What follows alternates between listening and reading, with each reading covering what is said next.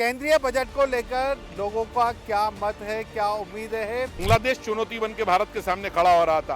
वो कहीं न कहीं हम लोग उसको समानांतर स्थिति पे आएंगे और हम व्यापार बढ़ा के दिखाएंगे। जनता को उसकी राहत देना चाहिए, इंपोर्ट ड्यूटी कम करना चाहिए। आने वाले बजट में हमने प्रधानमंत्री जी को एक पत्र भी लिखा है। व्यापारी कोई बदमाश या चोर उचक्के नहीं है जो ऐसे ऐसे प्रावधान रखे हैं कि व्यापारी एक रिटर्न भरने में लेट हो गया तो उसको हम सजा देंगे। उम्मीदें तो एक व्यापारी जो होता है वो हमेशा लगाता है, हर बार लगाता है, लेकिन उन उम्मीदों पर हम लोगों को ऐसा महसूस होता है कि सरकार हमेशा सफल नहीं हो पा रही है। ग्वालियर इंडस्ट्रियल एरिया तो बनाया गया है, लेकिन ग्वालियर में जो मूलभूत सुविधाएं होती हैं इंडस्ट्री की, वो आज तक ना दी है ना दे पा रहे हैं। बैंक से ऋण मिल सके और अपना जो व्यापार वो बढ़ा सके। कांग्रेस की सरकार में तो फिर भी 49% ऑनलाइन ट्रेड का जमाना था और जैसे ही हमारी ये सरकार आई तो 100% एक ट्रेड का दौर चल गया। इस रोड पे पहले ये हालत होती थी कि यहाँ पैदल चलना मुश्किल हो जाता था, लेकिन जब से ऑनलाइन ट्रेडिंग शुरू हुई है तो यहाँ दिन भर मतलब ग्राहक ही नहीं दिखते। ये बाजार जहाँ आप खड़े हैं 1960 से है। हम चांद पे पहुँच गए पर ये बाजार आज भी वहाँ का वहीं है। केंद्रीय बजट को लेकर लोगों का क्या मत है, क्या उम्मीदें हैं? इसके लिए अलग अलग वर्ग के लोगों से बात की जा रही है। हम बात करेंगे अलग अलग व्यवसाय से जुड़े हुए व्यापारियों से। हमारे साथ इंदौर रेडीमेड गारमेंट एसोसिएशन के अध्यक्ष अक्षय जैन मौजूद है। हम उनसे बात कर लेते हैं।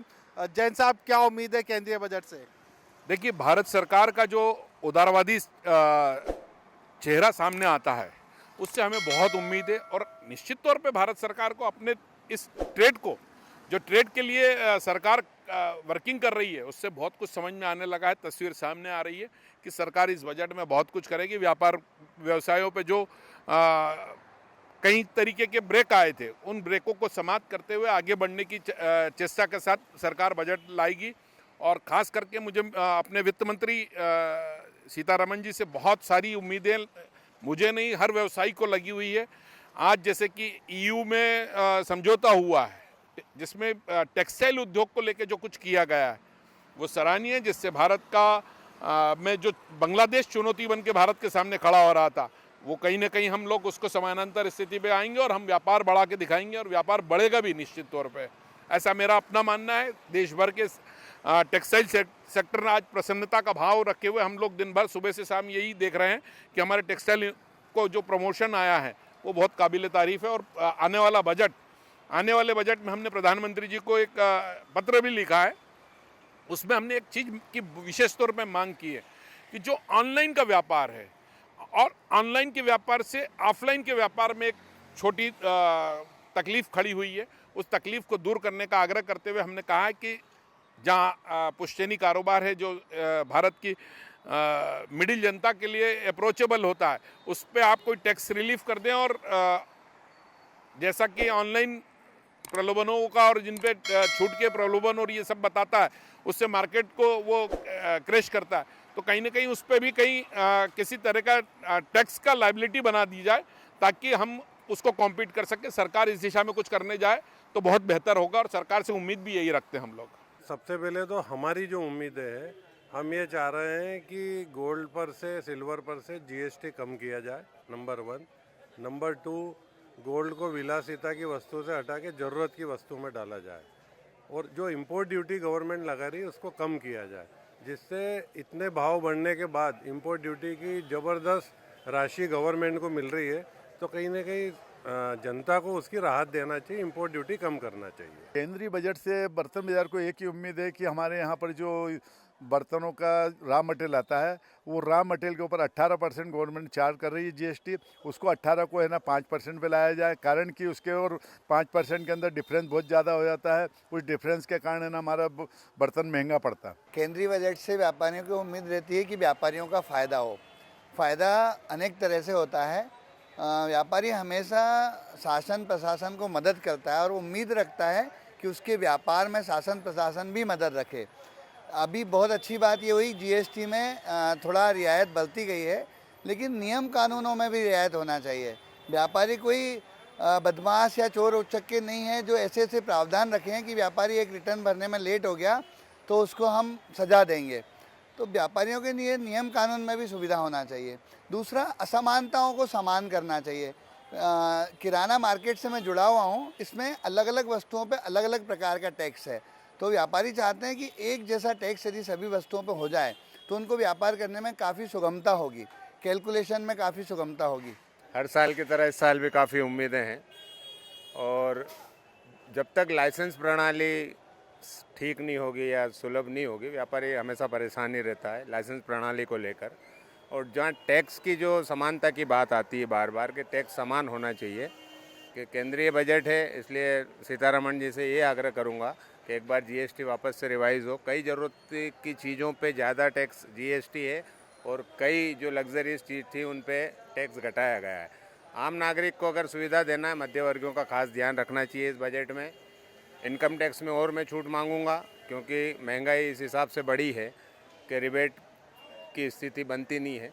लेकिन व्यापार, क्योंकि हम लोग मल्टीनेशनल से फाइट कर रहे हैं, होलसेल मार्केट की या एक रिटेल काउंटर की बात करें तो हमारे को मल्टीनेशनल कंपनी के साथ फाइट करना पड़ रहा है, कॉम्पीट करना पड़ रहा है।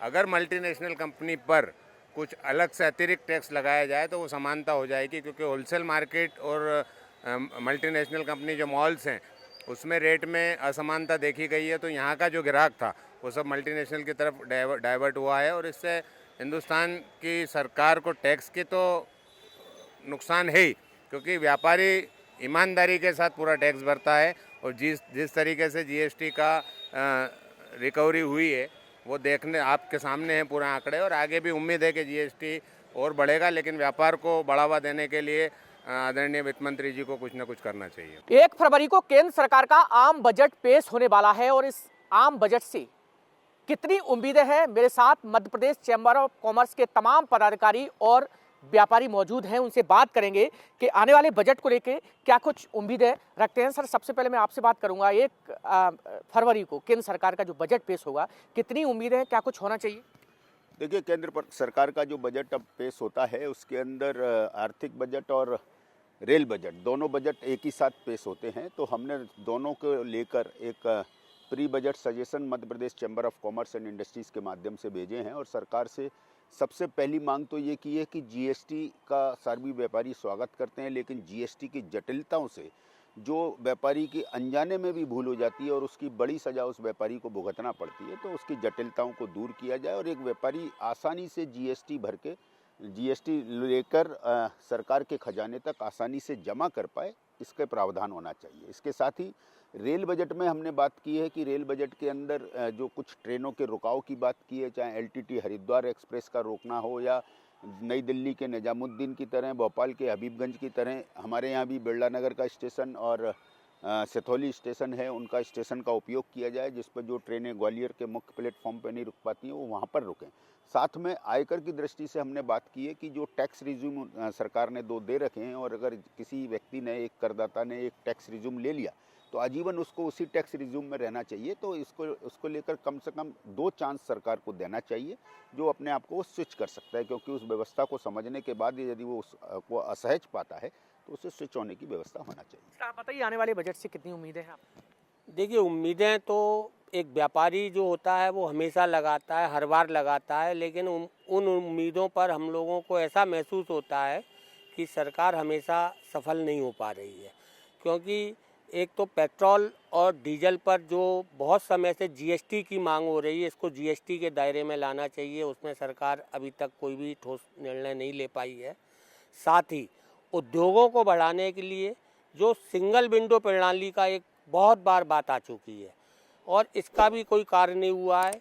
हम लोगों पर बहुत तरीके के टैक्सेशंस लगाए जाते हैं, लाइसेंस शुल्क लगाए जाते हैं।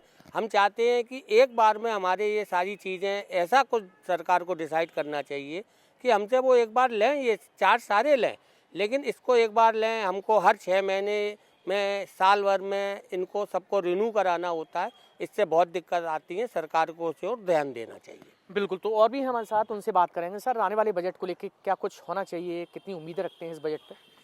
देखिए, कहीं ना कहीं आज जिस दौर से हम गुजर रहे हैं, तो ग्वालियर जैसे शहर की बात कर रहे हैं, तो जैसे स्मार्ट सिटी जैसी योजनाएं आई जो कि पूरी की पूरी तरह फेल हो गई, जिसका कोई कंट्रोल नहीं रहा। तो सरकार को ग्वालियर जैसे शहरों के लिए जो बी क्लास शहर हैं, इस प्रकार की योजनाएं लानी चाहिए कि उनका भी विकास हो। पूरा का पूरा विकास कुछ प्रदेश में, कुछ शहरों में जा रहा है। आज बात करें हम आईटी की, तो 3 या 4 शहर हिंदुस्तान में आईटी के हब बना दिए गए हैं। बाकी शहरों में जो आईटी पार्क बने हुए हैं वो आईटी पार्क तो हैं, लेकिन वहाँ कोई आईटी कंपनियाँ नहीं हैं। आज अपन बात करें शहर के विकास की, तो कई शहर आज काफ़ी आगे बढ़ रहे हैं, मेट्रोपॉलिटन सिटीज़, वहाँ पे बहुत ज़्यादा रोड बढ़ रहा है। तो सरकार को आवश्यकता है कि जो दिल्ली के पास के जो शहर हैं, बम्बई के पास के जो शहर हैं, जो अन्य शहर हैं, वहाँ के विकास की भी योजनाएं बनाएं, उनके प्रॉपर बजट बने, उनके बड़ा बजट दें और प्रॉपर उसकी मॉनिटरिंग करें। ग्वालियर इंडस्ट्रियल एरिया तो बनाया गया है, लेकिन ग्वालियर में जो मूलभूत सुविधाएं होती हैं इंडस्ट्री की, वो आज तक ना दी है ना दे पा रहे हैं। इंडस्ट्री तो ग्वालियर में आने के लिए बहुत है, लेकिन इंडस्ट्री के लिए जो सुविधाएं हैं, जैसे संदीप जी ने बोला सिंगल विंडो कार्यक्रम होना चाहिए, वो नहीं है। व्यापारी डिपार्टमेंट टू डिपार्टमेंट 6-6 महीने 1-1 साल तक भटकता रहता है, उसके बाद इंडस्ट्री लगाता है, जब तक उसके सारे बजट फेल हो जाते हैं। इंडस्ट्री उस वजह से ग्वालियर में फेल हो जाती है। इंडस्ट्री के लिए बहुत सारे रास्ते खोलने होंगे, सिंगल विंडो कार्यक्रम करने होंगे, सिंगल एक ही जगह सभी लाइसेंस देने होंगे। आज पॉल्यूशन का लाइसेंस लेना हो, चक्कर काट काट के आदमी की चप्पलें घिस जाती है, लाइसेंस नहीं मिलता है। बाकी तो सारे डिपार्टमेंट की कहना ही क्या। आज जो श्रम नीति आई है, श्रम नीति भी अभी तक स्पष्ट नहीं हो पा रही है। आज 10 लोगों का इन्होंने फैक्ट्री में एक्ट रखा हुआ कि 10 वर्कर के बाद सारे नियम लागू होते हैं। आज कोई भी व्यापार करने जाओ, 10 वर्कर क्या होते हैं, कम से कम 25 से 30 वर्कर से बिना तो आज फैक्ट्री स्टार्ट ही नहीं होती है। तो ये सारी नीतियाँ सरलीकरण होना चाहिए। ये सरलीकरण जब तक नहीं होगा, ग्वालियर में विकास नहीं होगा। केंद्र सरकार का बजट आने वाला है और राजधानी भोपाल के यदि व्यापारियों की बात करें तो व्यापारी क्या चाहते हैं, क्या केंद्र सरकार से उम्मीद लगाएं कि इस बार का बजट जो आएगा वो व्यापारियों के लिए बहुत अच्छा आएगा। तमाम जो व्यापारी हैं वो हमारे साथ मौजूद है, उनसे बात करते हैं कि वो बजट को लेकर क्या सोचते हैं, क्या उनकी अपेक्षाएं, वो क्या चाहते हैं। यदि बात की जाए इस बार केंद्रीय बजट की, तो बजट आने वाला है, तो इस बार व्यापारी क्या चाहता है? व्यापारी चाहता है कि जो कुछ जीएसटी में विसंगतियां हैं वो सरकार दूर करें, और कुछ जीएसटी कम तो उन्होंने किया है, लेकिन बहुत सारी विसंगतियां भी जीएसटी में हैं जिससे व्यापारी बहुत परेशान हैं। जैसे कि जो हमारा खाद्य आइटम है उसमें 25 किलो बैग पे जीएसटी है और 25 किलो के बड़े बैग पे जीएसटी नहीं है। इस पे सरकार अपनी एक्शन लें और इस पे विसंगतियों को दूर करे, क्योंकि बहुत दिक्कतें आ रही हैं किस प्रकार से बिल बने 25 किलो, मतलब ये चल रहा है कि छोटा पैकिंग पे जीएसटी लग रही है। और हाँ ठीक है। बिल्कुल विवेक जी, यदि बात की जाए व्यापारियों की तो बड़ी समस्या ये रहती हैं छोटे या बड़े व्यापारियों की, ऋण की, जो उनको बैंक से ऋण मिल सके और अपना जो व्यापार वो बढ़ा सके। इसके लिए आप कुछ अपेक्षाएं लगाएं कि इस बार के बजट? नहीं, बिल्कुल अपेक्षा तो हमेशा बजट में हर आम आदमी की रहती है, तो चाहे वो किसी भी तत्व का हो, चाहे वो छोटा सा शैक्षणिक स्वास्थ्य हो, तो हम व्यापारियों की भी कोई ना कोई अपेक्षा होती है कि किस तरीके से हम उसको केंद्र सरकार हम लोग को लाभ पहुँचाए। ऋण की जो व्यवस्थाओं की बात कर रही है, कहीं ना कहीं जटिलताओं के कारण हम लोग को ऋण मिलने में परेशानियां होती हैं और ब्याज दर अभी भी बहुत ज़्यादा है। आज के समय में व्यापार इतना कठिनाई हो गया, जब से ऑनलाइन प्रवृत्ति शुरू हो गई तो हम व्यापारियों की जो बिजनेस रेपो था वो घट के 30% आ गई है। आज ऑनलाइन प्रवृत्ति की वजह से आज हम लोग इस धारा पे आ गए हैं कि हम लोग का रहन सहन के साथ साथ हम लोग का जीवन यापन बहुत मुश्किल हो रहा है। तो सरकार को इस ओर ध्यान देना चाहिए। कांग्रेस की सरकार में तो फिर भी 49% ऑनलाइन ट्रेड का ज़माना था, और जैसे ही हमारी ये सरकार आई तो 100% एक ट्रेड का दौर चल गया। तो कहीं ना कहीं बहुत कठिनाइयों का दौर से हम लोग गुजर रहे हैं, और सबसे बड़ी हमें परेशानी आती क्रेडिट।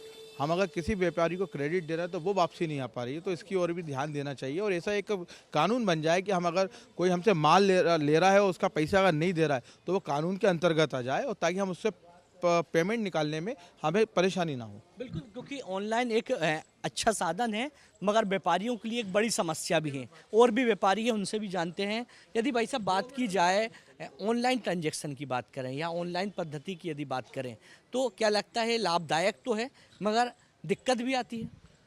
ऑनलाइन लाभदायक तो है, लेकिन ऑनलाइन की वजह से जो व्यापारी है वो बहुत परेशान है। सारा सामान अगर लोग ऑनलाइन मंगाएंगे तो यहाँ बैठे हुए व्यापारी क्या करेंगे? एक टेंडेंसी बन गई है, जो देखो वो ऑनलाइन मंगाना चाह रहा है। कई बार तो स्थिति ये होती है कि हम ऑनलाइन का विरोध करते हैं, लेकिन हम ही दूसरी चीज़ ऑनलाइन से मंगा लेते हैं। कहीं ना कहीं ऑनलाइन पे थोड़ी सी अंकुश लगना चाहिए, और व्यापारियों को एक ऐसी राहत मिलना चाहिए कि व्यापार चलता रहे।